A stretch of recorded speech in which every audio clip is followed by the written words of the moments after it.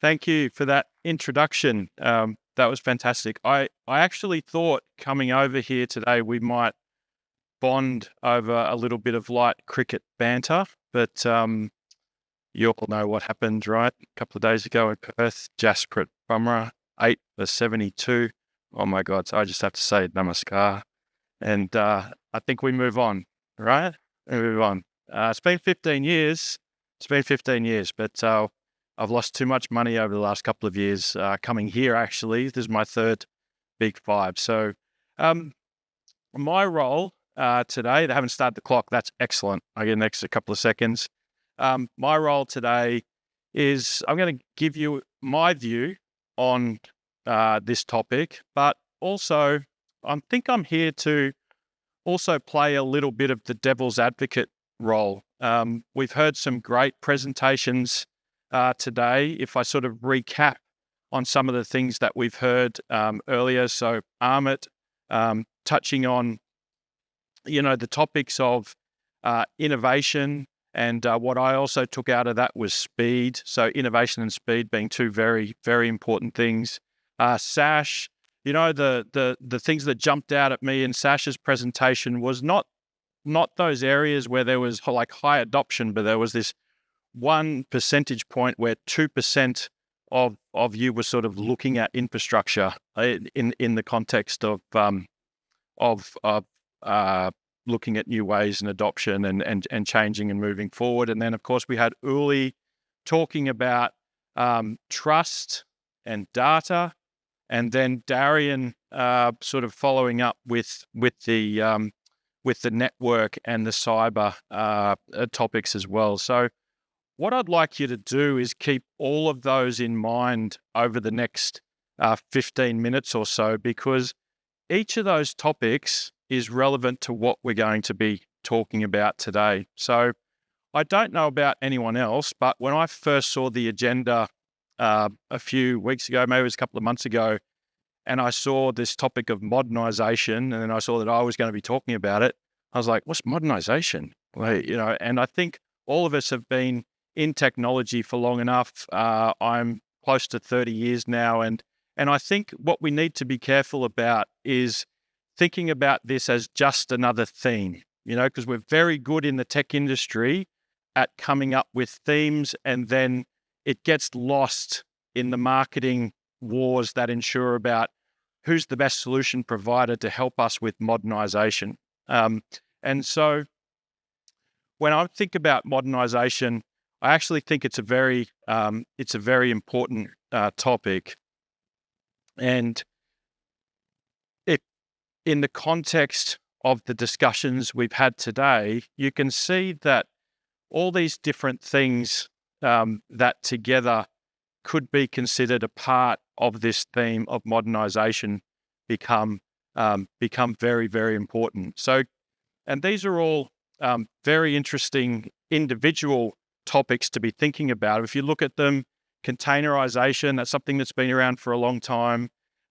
This mid-range system transition to on-premise applications, moving to software as a service. You're looking at infrastructure as code.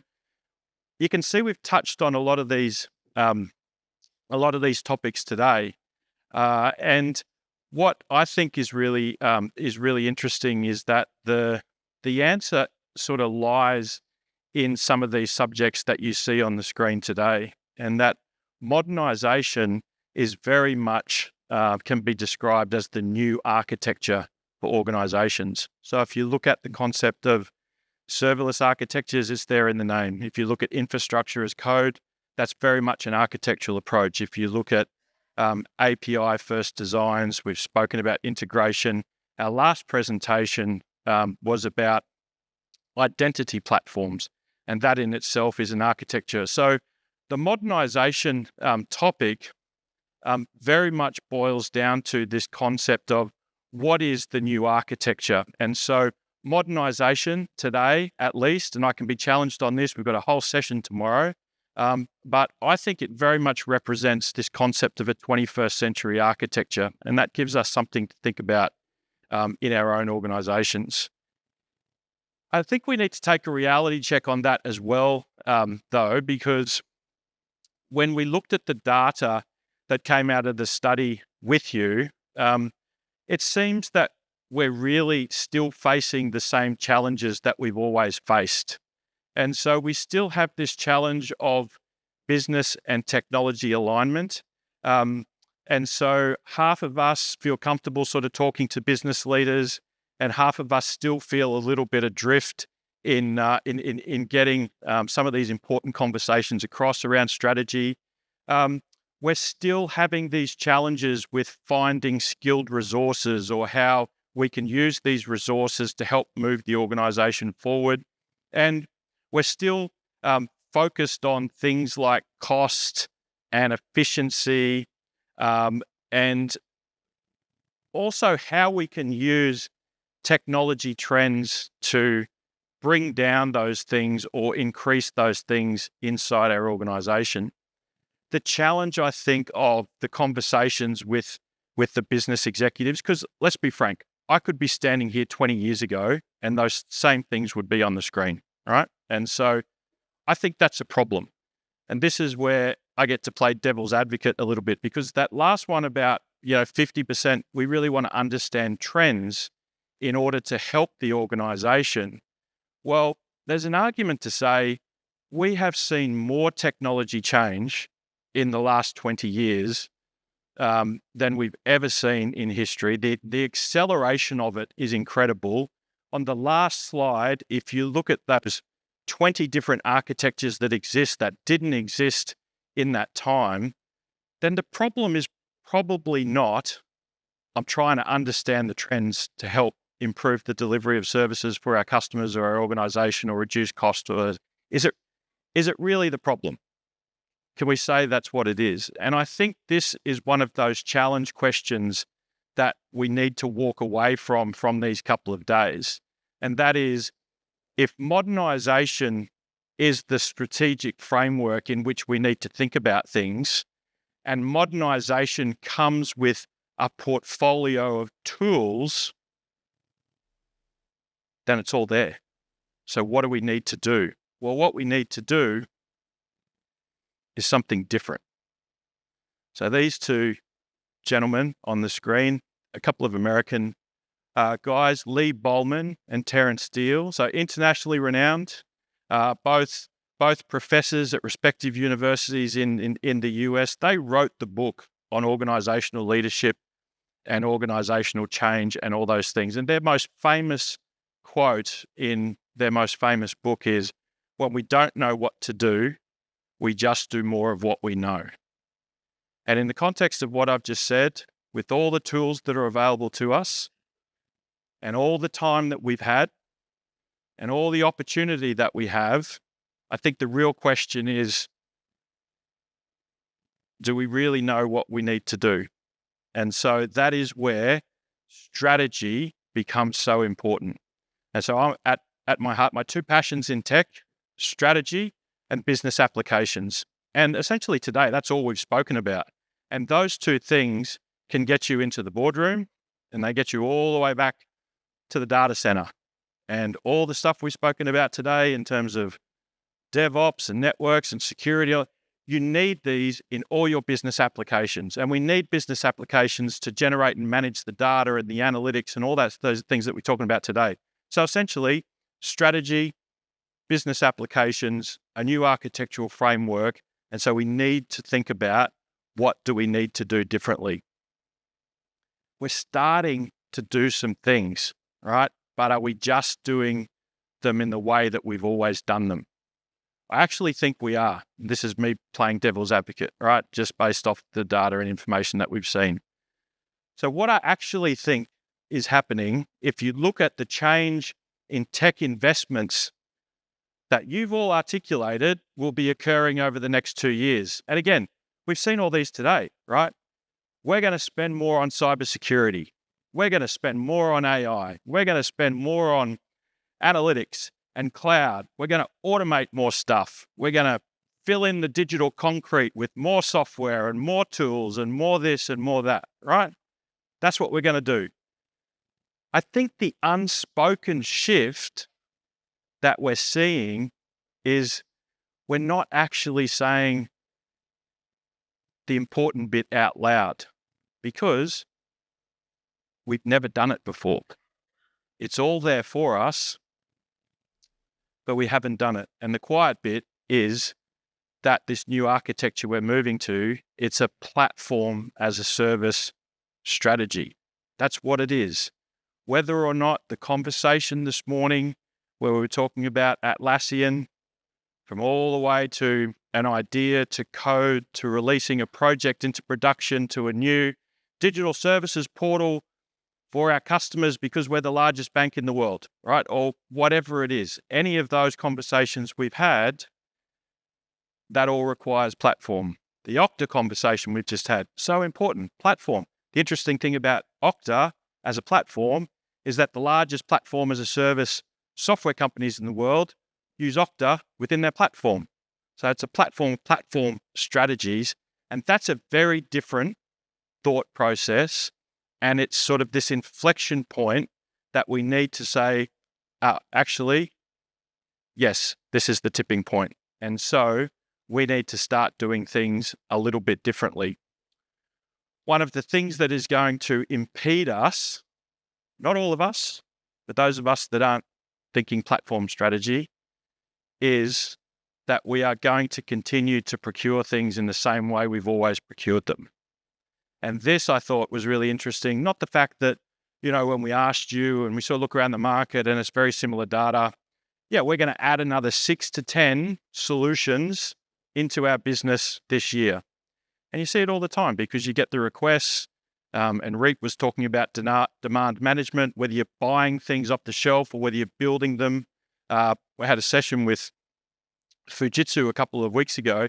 The largest bank in Japan is custom building their CRM system from scratch because they're different and they just think they need to custom build one of all solutions that exist, right? And so this is the sort, and they know, and you talk to that bank in that country and that vendor, but that's part of their culture. Like that is part of the government's approach and big industry's approach to protecting the country and all the rest of it. But it does pose problems for competition. It does pose problems for scalability and all these sorts of things. So it's very challenging. But this, I think, is really interesting in terms of if you're adding 6 to 10 solutions into your portfolio, but you're doing it through traditional procurement frameworks, either because you're forced to or because you think, well, you know what, I just don't have the time to put out a massive tender that's going to incorporate capabilities for new portal software or systems and a new identity management system and all the rest of it. So you're going to do separate procurements and you're going to scope this that way and these requirements that way. And all that we're actually doing is we're moving further away from what is potentially the strategic goal that our boards are telling us they want. So, and it's because this is all we've done. This is all we've done over the past 30 years. So this whole concept of rethinking because we don't know helps us change the context of those questions. I think, we start to think about adding new things in year after year. It's very much sort of reflected in you see a lot of health issues in society now. And so it's that, it's that quick fix food. It's that, high carb, high fat, highly processed sort of diet that we're adding into the organization. And then we wonder why the organization is slowing down. The other thing with the procurement is obviously that these solutions are coming into the organization. Very often we see that they're actually siloed to different divisions within an organization, regardless of whether you're a manufacturing firm or a bank or a large agricultural industry or you're a government department. These things are siloed, and that's the antithesis of all those modernization toolkit capabilities that we saw on the same slide, because otherwise you have to do all those things for all those solutions you're bringing in. And this is another sort of example of when we talk about what the what those top complexity challenges are, again, we could be stepping back in time. Now, I was here, not here, I think it was in Bangalore. The first one of these we did, it was specifically for the CISOs. It was like 130 CISOs in the room, and all we talked about was cybersecurity for 2 days. And we're still talking about it in the same way. I want to challenge you on this a little bit as well. I know it's important, but thinking about where it fits in is also important. Increased cost, we've just heard about that. And if you think about these things that we bring in with a view to solving our problems, but this incremental view of technology growth inside organizations is very problematic, and the knowledge and the learning gap, that's a perfect example where perhaps we're saying we've always had skills problems because technology is always advanced faster than we can either recruit or train or educate because it's always the next thing, right? If you think about it, I think there's two things that help us address that once and for all. One is when you're choosing a platform strategy, you are narrowing the requirements for what you're training in because those are the skills that you need. The bonus to that is that more and more graduates are coming into the workplace ready trained in these platform capabilities because of the platforms themselves are educational hubs. You name any of the world's largest platforms, they have some of the best learning management platforms that are freely available. And so the skills thing, should not be an issue at all. The second point about the skills, let's stop talking about the skills. I think part of the challenge is the world has shifted so much. Part of solving the skills problem is actually taking the time to think about whether the structure of our organizations and our technology departments and our relationships with our partners is correct. Because we're just trying to bring new skills into the same departments and the same structures, and they've changed very, very little over the last 30 years as well. So we're sort of seeing this illusion of platform as a service, and we're sort of talking about it, but the biggest problem is that we're trying to do platform as a service using 20th century technology management thinking. It's a 21st century architectural approach, and so we need to start thinking about it in those terms and not in those terms. And that's not to say, a couple of months ago before, when we were putting out some things on LinkedIn about this event, I did a little video, and it was just see if you can think about who some of your greatest mentors were, right? Because it's not to say that what we've built today is wrong. In fact, some of the systems that have been built today are the most robust that have ever existed. They've been stable for decades. They've been secure for decades. And it's really now that the world is changing, all we're saying is we're actually building new foundations. With all the respect to the people that have come before us, we can't continue to use the same management approaches and the same thinking approaches and the same procurement approaches and the same architectural approaches that built the last century. We have to think about these new approaches. So if we think about then how this starts to impact other parts of the ecosystem like managed services is still really important. But it will change the way those managed service providers and system integrators are going to operate. And again, the presentation from Enreap this morning was a perfect example where that is a service provider that can offer end-to-end workflows or flow of work all the way from the code to the delivery of the project and managing that. And that's one of the key changes that we'll see in the managed service provider and the system integrator space, because it'll be the ability for them to have workflows under management and Uli touched on this. This is not a new model. Like the Rolls-Royce example that he gave, that's the perfect example of what workflows under management will look like. And the only way to provide workflows under management is with a platform strategy. It's too difficult to do with old technology. And so when you think about the concept of the difference between, well, what is the difference between like a typical legacy system like ERP, for example, and a platform system?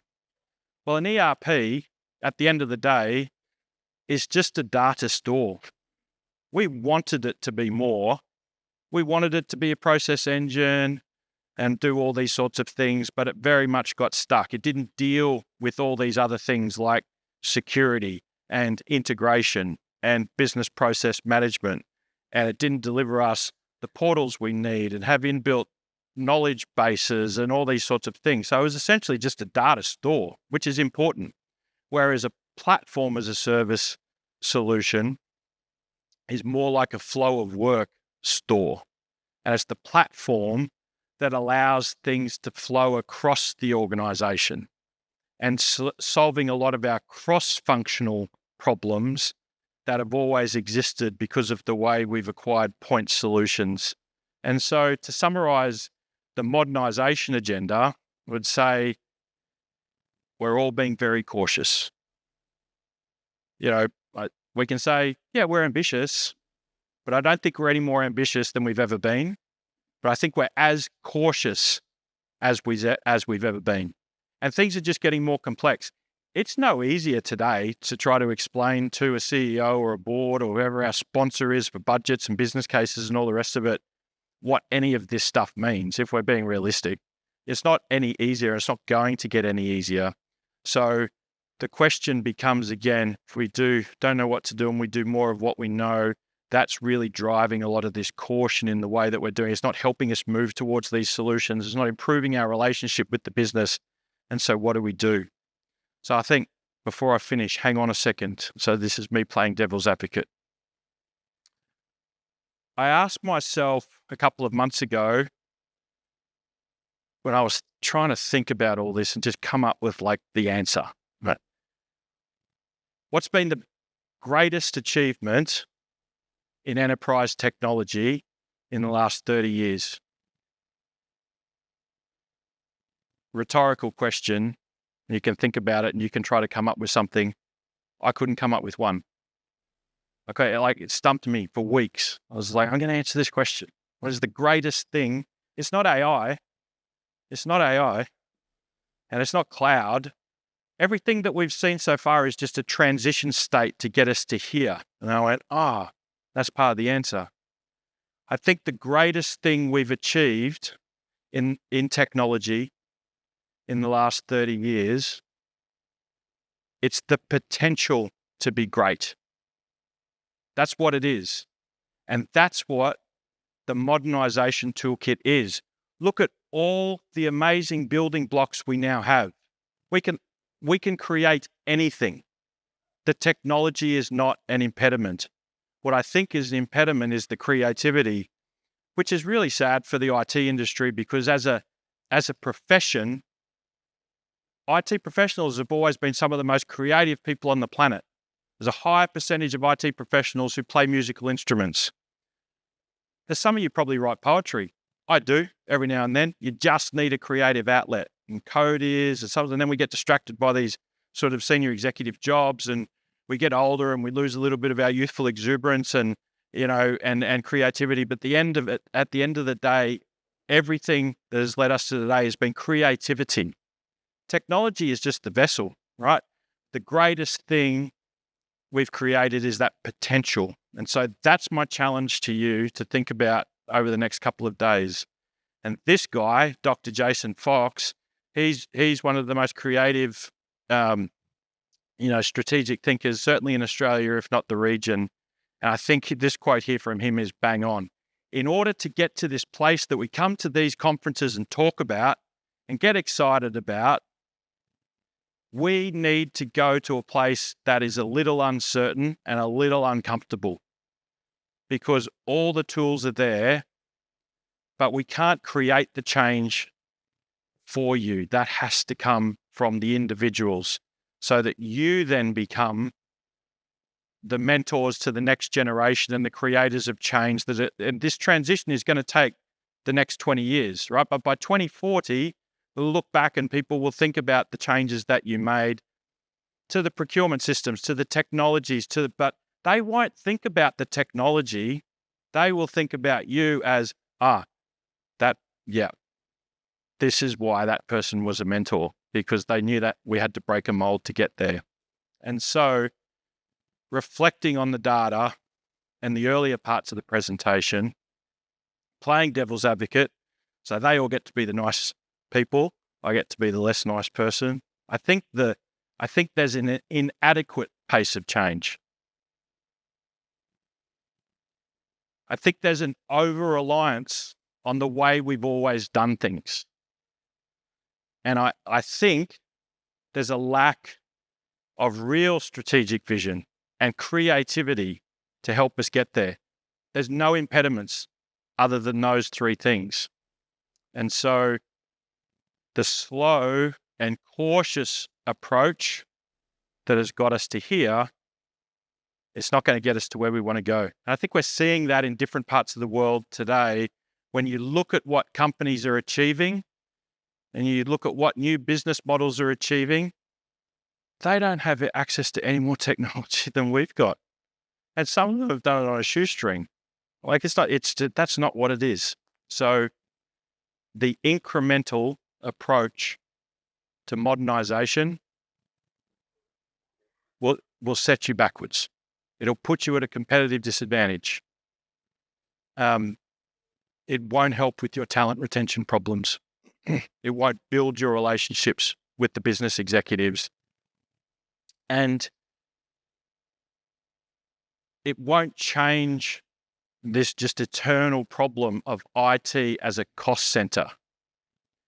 When these organizations that we work in, if you look at every other asset in the business, the buildings we work in, the cars we drive, if we're in government, the parks we manage, whatever it is, they're all treated as strategic assets.